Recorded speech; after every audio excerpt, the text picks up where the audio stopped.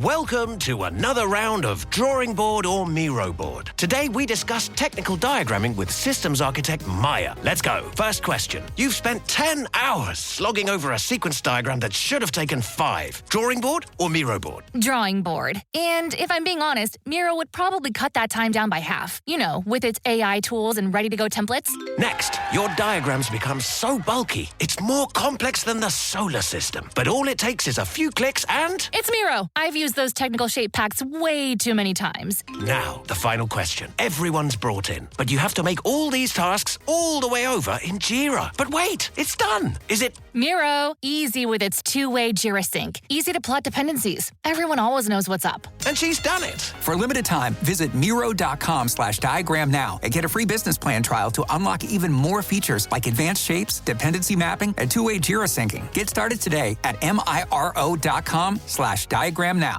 Passion, drive, and patience. The formula for winning championships is also what keeps your ride or die alive. eBay Motors has everything you need to maintain your vehicle and level it up to peak performance. Superchargers, roof racks, exhaust kits, LED headlights, and more. Whether you're into speed, power, or style, eBay Motors has you covered. With over 122 million parts for your number one ride or die, you'll always find exactly what you're looking for. And with eBay Guaranteed Fit, your part is guaranteed to fit your ride every time or your money back. Because with eBay Motors, you're burning rubber, not cash. With all the parts you need at the prices you want, it's easy to make your car the MVP and bring home huge wins. Keep your ride or die alive at ebaymotors.com. Eligible items only. Exclusions apply. See ebaymotors.com. Shopify is the global commerce platform that helps you sell at every stage of your business. Shopify is there to help you grow. Shopify helps you sell everywhere, from their all-in-one e-commerce platform to their in-person POS system. Shopify's got you covered. Shopify helps you turn browsers into buyers with the internet's best converting checkout, 36% better on average compared to other leading commerce platforms, and sell more with less effort thanks to Shopify Magic, your AI-powered all-star. What I love about Shopify is how no matter how big you want to grow, Shopify gives you everything you need to take control and take your business to the next level. Shopify powers 10% of all e-commerce in the U.S., and Shopify is the global force behind Allbirds, Rothy's, and Brooklinen, and millions of other entrepreneurs of every size across 175 countries. Plus, Shopify's award-winning help is there to support your success every step of the way. Because businesses that grow with Shopify. Sign up for a $1 per month trial period at shopify.com/Westwood1, all lowercase. Go to shopify.com/Westwood1 now to grow your business, no matter what stage you're in. Shopify.com/Westwood1. Welcome back to the Jello Jiggling podcast. I am your host, Ryan Ward, and we have some news. Finally. Well, I don't know if it's good or bad, to be honest with you, because we'll see what the end result will be, but it's been a couple days now, and Darvin Ham is officially unemployed. The Lakers have parted ways with him after 2 seasons, which seems to be the shelf life of a Lakers head coach not named Phil Jackson. The Lakers didn't take long after getting bounced by the Nuggets in 5 games to make a decision to part ways with him, because it seems as though he lost the locker room a long time ago. There's been multiple reports coming out that Ham kind of lost the favor of his stars and his players in general back in like December. Questionable changes to the lineups and yada, yada, yada. But whatever the hell the case is, he's gone. And it's time to move on to the next guy, the next poor sap that takes this job. I'll be honest with you. I think being a head coach in the NBA or even just a professional sports in general is a thankless job. It's a shitty job. It's a job where you get all the blame no matter what, and you last about what Ham did, 2 years, regardless of your of how much you succeeded. I mean, look at even Frank Vogel. I think it was 2020. Yeah, around the same. I mean, not too far off. Like, what was it, 3 seasons? I don't know why anybody would take this job. I mean, honestly, like, it's like you might as well just put your head on a dartboard like immediately, right? Because anything that goes wrong, you were the first to blame. LeBron ain't taking the blame. The rest of the players aren't taking the blame. Front office definitely not taking the fucking blame. So yeah. Who's the next sap coming down the pipeline here? There's a lot of rumors that have come out already, with only a few names in particular being mentioned or being tied to the Lakers right now, and that is Kenny Atkinson, Mike Budenholzer, JJ Redick for some crazy reason, Tyronn Lue, and Jason Kidd. Well, Jason Kidd and Tyronn Lue can be crossed off already because both the Mavs and the Clippers seem to have got word, or if they're paying attention like the rest of us, they know that the Lakers had their sights set on both those guys, or probably Tyler in order Ty Lue Kidd, right? If Tyler didn't work out, go after Kidd, even though they both still are under contract and have their jobs. But it didn't take long for the Mavs and the Clippers to announce that they fully intend to sign them to long-term contracts. And I think Kidd has already signed his. I don't know for sure. But which I find kind of funny, but I find smart in those two teams to be doing that. Ty Lue is like one of the best coaches in the league. Jason Kidd has kind of shown his worth in Dallas ever since he left the Lakers. So that kind of turns it to the other guys left. I mean, I went to Bovada to check the odds, right? Because I guess the odds are fairly different from sportsbook to sportsbook. I went on FanDuel. I couldn't really find it, which I thought was strange.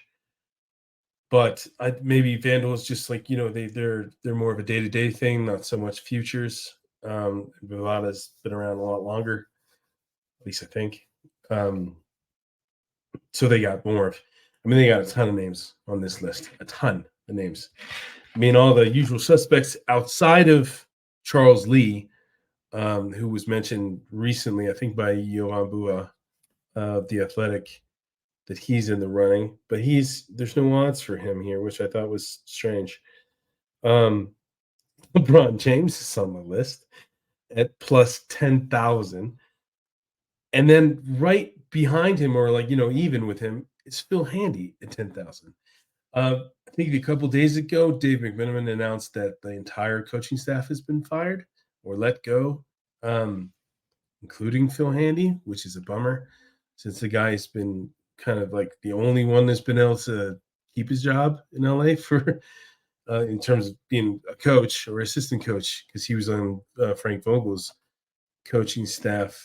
And he was retained for this one because I think he's got great relationships with LeBron, Austin Reeves, a lot of the players. And he's just got a great reputation. And I know him personally. And he's a great dude.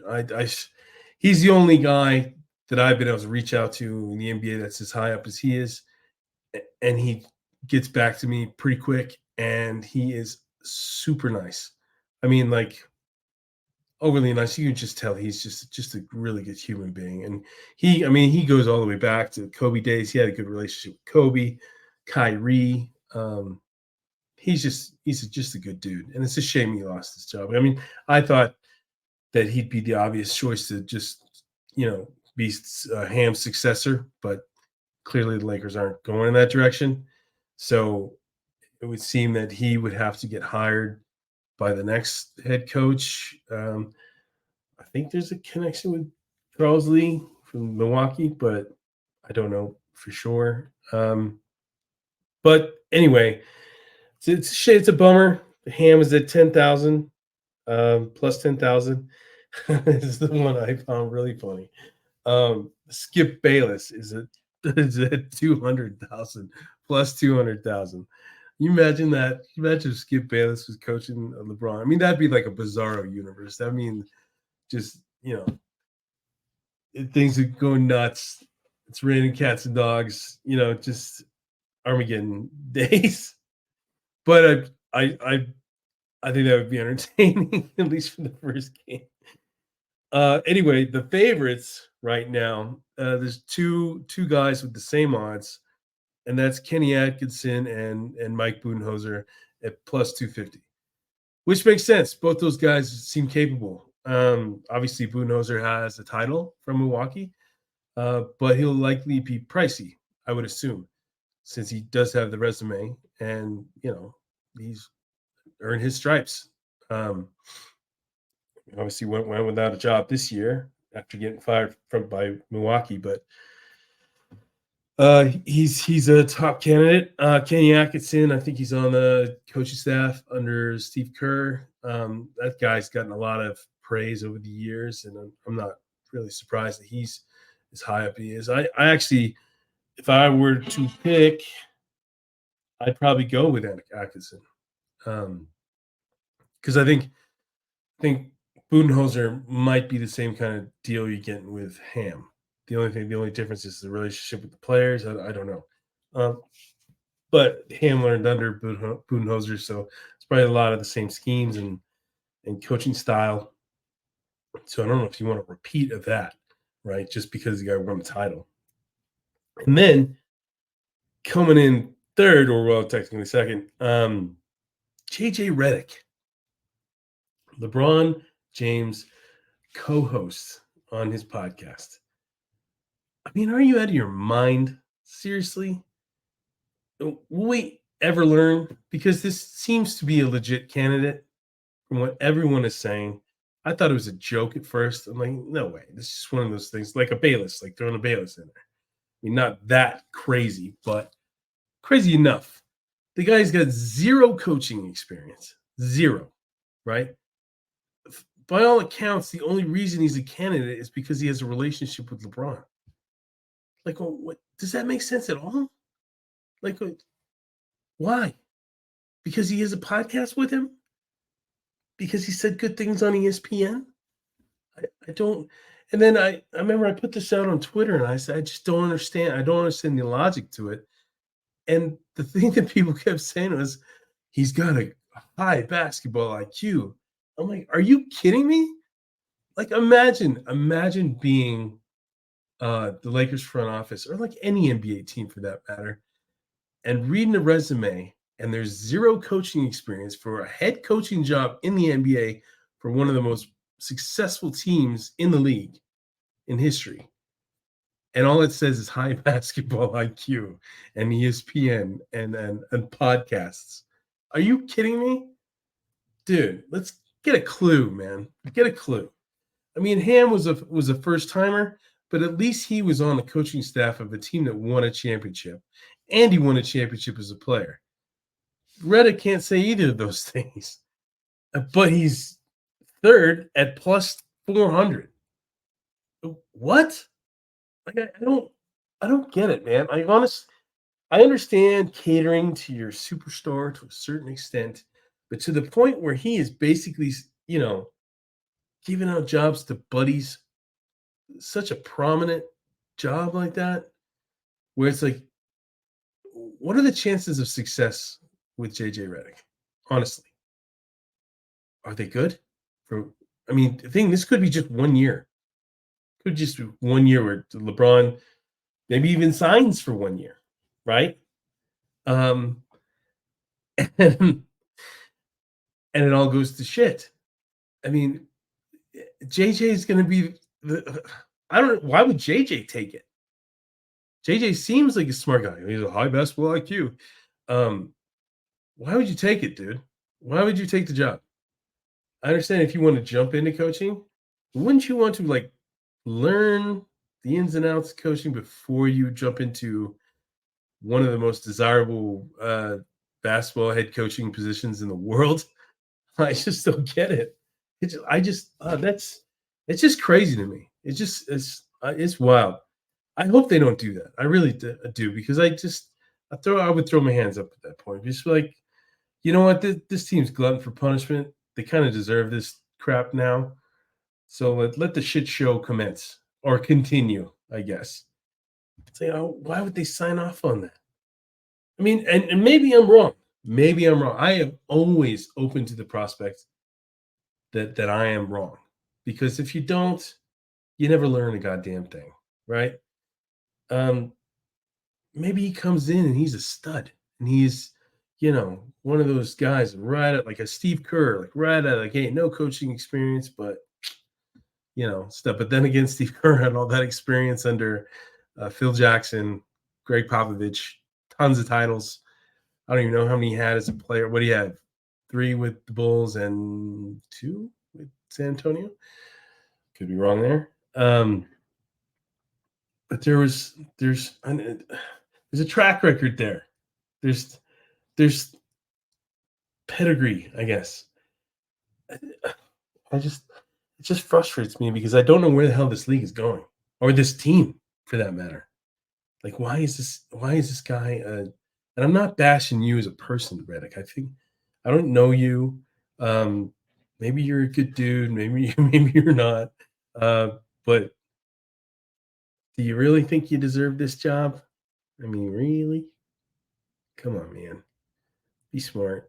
Don't take. Shopify is the global commerce platform that helps you sell at every stage of your business. Shopify is there to help you grow. Shopify helps you sell everywhere, from their all-in-one e-commerce platform to their in-person POS system. Shopify's got you covered. Shopify helps you turn browsers into buyers with the internet's best converting checkout, 36% better on average compared to other leading commerce platforms, and sell more with less effort thanks to Shopify Magic, your AI-powered all-star. What I love about Shopify is how no matter how big you want to grow, Shopify gives you everything you need to take control and take your business to the next level. Shopify powers 10% of all e-commerce in the U.S., and Shopify is the global force behind Allbirds, Rothy's, and Brooklinen, and millions of other entrepreneurs of every size across 175 countries. Plus, Shopify's award-winning help is there to support your success every step of the way. Because businesses that grow with Shopify. Sign up for a $1 per month trial period at shopify.com/Westwood1, all lowercase. Go to shopify.com/Westwood1 now to grow your business, no matter what stage you're in. Shopify.com/Westwood1.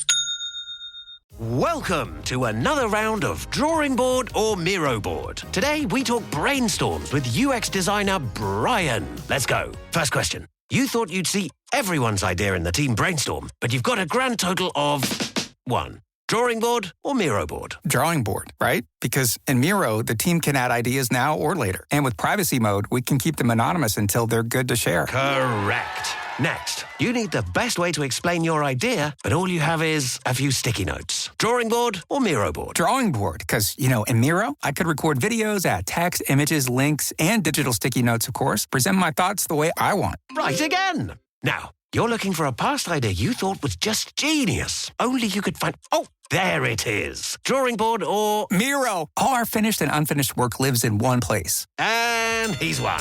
Join over 60 million people getting ideas noticed in Miro brainstorms. Get your first 3 boards for free at Miro.com. That's Miro.com.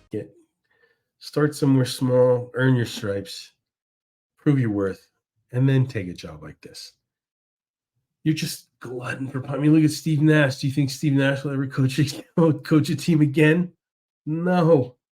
And he was a way better player and much more experience in terms of winning basketball. Oh, whatever.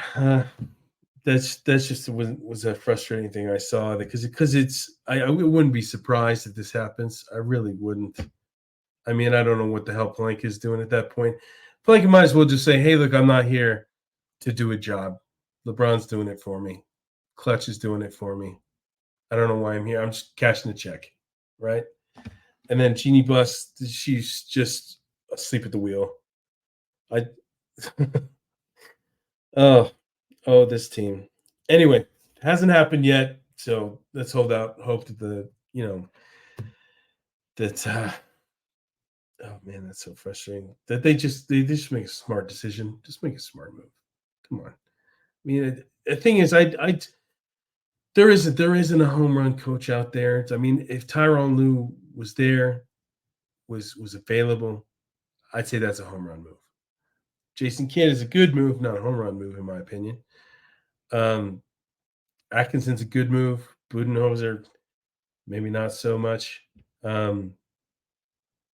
But that's where they're at. I mean, there's no Hall of Fame coach that they're going to be able to land unless Phil Jackson comes down from Montana all of a sudden. It's just like, hey, I want to give it a run.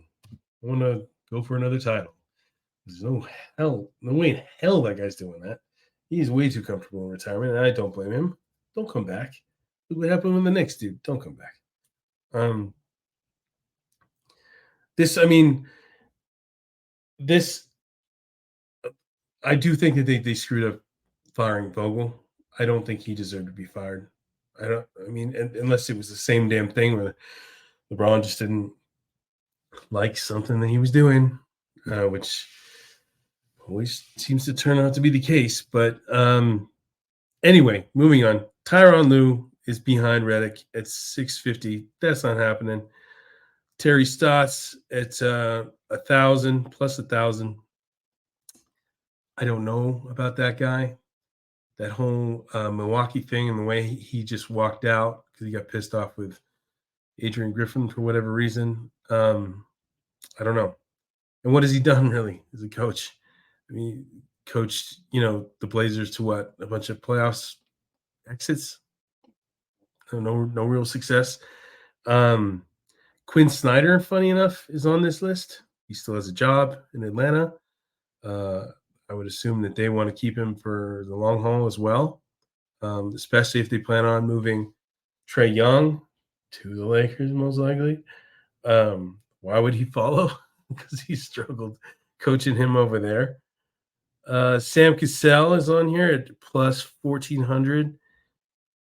I don't know about Cassell. Cassell's been mentioned candidate for coaching jobs for a while.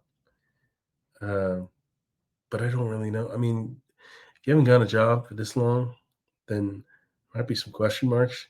Steve Clifford's at 1,400 as well. He left the Hornets for a reason. I think he's just kind of exhausted. Doesn't want to, he's tired of coaching. I mean, I could be totally wrong. Maybe the Lakers call him and he's like, oh, yeah, that's exactly the job I wanted. But I wouldn't count on him. Mark Jackson always comes up. And some people are adamant about Jackson. Why don't they look at Jackson? Why doesn't he get more of a look? There's a reason. He doesn't have a job, people. There's a reason that he never got another coaching job after Golden State. There's a reason for it.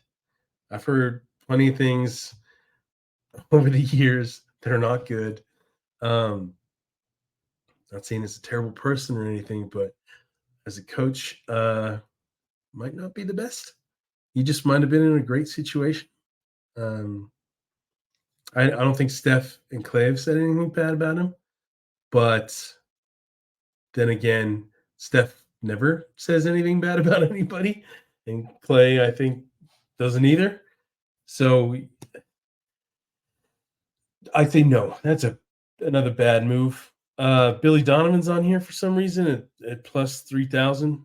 I mean, I think they're just throwing names out here. Like, I don't think he's going I don't think he's done shit in Chicago, to be honest, to prove that he's a great head coach. And he's had plenty of talent. And I think his front office has kind of screwed him over too, though, because they haven't made moves. They've had plenty of guys to move and plenty of guys they should have moved, and they never did. Zach LaVine, DeRozan, Caruso even. JB Bickerstaff, plus 3,000. Don't think he's going anywhere unless they flame out in epic fashion in the second round. The Cavs being that, which they probably will, because I don't see them beating Boston or even giving them a run. Jared Dudley's on here, plus 3,000. That could be another LeBron link. Dudley's been an assistant on Dallas ever since he left LA. Mike Brown is on here for some reason. The guy won Coach of the Year last year, if I remember that correctly, for Sacramento. He ain't going nowhere. They're not going to let him go. Jamal Mosley, plus 3,500. That's another guy I think he was in the running for Coach of the Year this year. I don't think he's going anywhere. If Orlando's got any sense, they finally got some success. Why would they let him leave? Finch, another dude, same position, even a better position than Mosley, plus 6,000. Jeff Van Gundy, kind of another guy that's always on these lists but never gets another job, 6,000. Rajon Rondo at plus 6,000, another LeBron link. I could see Rondo becoming a coach in the future when he gets bored. When he gets bored of retirement and he just wants to kind of be back in the game. He'd be an interesting head coach because he's such a fiery dude. Like, I think he'd struggle to get along with a lot of players, but I think it'd be an interesting thing because it could be one of those things where he could be super successful and he could also flame out really fast because everybody talks about how brilliant he is, and then again he's got no experience, so start slow, go be an assistant somewhere. Just try building up your coaching resume. I don't know why guys don't do that first. Why thrust yourselves into the fire, especially on a job that's so like so where guys get fired every single year, every year, you know, if you don't produce results. So the pressure is just immense. And I think the veteran guys, say Vogel, Budenholzer, guys like that, like they get it, right? They're used to getting canned or, not hanging around too long. Snyder, Lou, but anyway, moving on. Stan Van Gundy, another thing. He gets linked in here with his brother all the time. Juwan Howard, who was more of a stronger candidate last time, I think, when Ham got the job. I think he was one of the top guys, like top 5. But now he's down to plus 10,000, which that ain't good. That means he ain't getting the job. And that's where it rounds out. And then you got LeBron, Handy, and Bayless. Skip Bayless, coach of the year. Man, if somebody, I don't know who the hell would hire that guy as a head coach. It's just funny that they throw these things on there. I wonder if they make any money off of that. I wonder if anybody's just nuts enough. But then again, when they put the money down there, what are they going to put? $5, $10, 100 tops? Can't make money off of that. Anyway, that's the coaching odds from Bovada. Like I said, if I were to pick, I think I'd go Atkinson. But I mean, there's some decent guys on here. I just don't know how realistic some of these guys are, and I don't know. With the coaching position being a revolving door in LA, like who really, really wants it? I mean, it could be at that point where they're just saying like, "Oh, screw that." Why would I want to go down there and be, the scapegoat if it all falls apart? I don't blame them. I really don't blame them. But we'll see. We'll see how this pans out. I mean, it doesn't seem like there's a clear favorite. Budenholzer, Atkinson, and Redick seem to be the 3 names that get mentioned the most, especially with Lou and Kidd kind of being taken off the board. But then there's some other odds that I thought were interesting, like Butler's next team. I don't know if you guys heard the other day, Pat Riley kind of bashed him a bit on the exit interview. Told him to keep his mouth shut if he's not playing on the floor, which I kind of agree with. But anyway, he also said that he wasn't going to trade him. Oh, excuse me. So I don't know why these odds are out there just to, I guess, stoke the fire a little bit. But the Lakers are on the odds list, but they have the Sixers, the Pelicans ahead of them. Sixers the favorite, plus 200. Pelicans at plus 400. Lakers at 1,400. I don't think Butler would come here. I don't think he's the type of guy that really accepts a lesser role that well, and he'd be the, third guy here. You go from number 1 to 3. You still feel like you can play at a high level. Don't see that happening. And then Tobias Harris is another guy. His contract expired. Giant contract. That guy's probably one of the most overpaid players in the league. And he'll probably be humbled for the first time in terms of how much he makes. But the Pistons are the favorites to land him at minus 120. The Jazz come in second at plus 500. Lakers weren't even on the list, thank God, because I don't think that would be a smart move at all. And then NBA title favorites. Just figured I'd throw this in here. Even though I don't know how many of you have tuned out of the playoffs, I still think they're pretty damn entertaining. The Knicks are exciting to watch. I think they're really fun to watch. That game one against Indiana was awesome. Man, I'd love to watch a game or cover a game in MSG. It just seems like there's such an atmosphere there, especially in the playoffs. The Celtics are the favorite, unfortunately. It's at plus 105. But the Wolves now have moved into second, right behind them at plus 75. And Denver has dropped like a rock after losing game 2 at home to Minnesota. And Minnesota clearly looks like the better team right now, which is crazy. I never thought I would say that. I thought this was going to be a series. I really did. But I didn't think it would be like this. I didn't think Minnesota would be dominating, especially in Denver. The way Denver is, they could easily turn this thing around, but they just look flustered, pissed off, a little entitled for the first time. Like they were pissed off they weren't getting calls, and Jamal Murray was acting like a little kid, throwing a heat pack on the floor, and I guess he refused to talk to the media for a second straight game. It's like, dude, you just got all the praise for hitting 2 game winners against the Lakers and people doing you up, and then you act like a little child in the second round just because you're losing? Come on, man. Welcome to another round of Boardroom or Miro Board. Today we talk retrospectives with Agile coach Maria. Let's go. First question. You've spent 2 hours in a team retro, but the only input you've heard is Dave's. Boardroom or Miro Board? Boardroom. In Miro, Dave can't hog the space because everyone can add thoughts anonymously, online at the same time. Correct. Next. You need the team to act on feedback fast, so you turn all those retro notes into Jira tasks instantly. Miro all the way. And I can assign those tasks to teammates. You're nailing this. Now, you see hundreds of sticky notes from the retro. A real mess. But you organize them into 5 themes in just seconds. Miro, I basically get back an entire hour when I use its AI tools for clustering. And she's done it. Join over 60 million people running actually enjoyable and actionable retros in Miro. Get your first 3 boards free at Miro.com. That's Miro.com.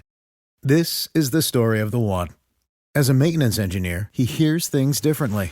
To the untrained ear, everything on his shop floor might sound fine, but he can hear gears grinding or a belt slipping. So he steps in to fix the problem at hand before it gets out of hand. And he knows Grainger's got the right product he needs to get the job done, which is music to his ears. Call, click Grainger.com, or just stop by. Grainger, for the ones who get it done. You know when you're listening to a true crime story that has an unbelievable plot twist that makes you stop in your tracks? That's what our podcast, People Are the Worst, brings you with each episode. I'm Rachel. And I'm Rebecca. We're identical twins who love true crime cases that make you say, didn't see that coming, and we hate the people responsible for them. Listen to People Are the Worst now on Apple, Spotify, or wherever you get your podcasts.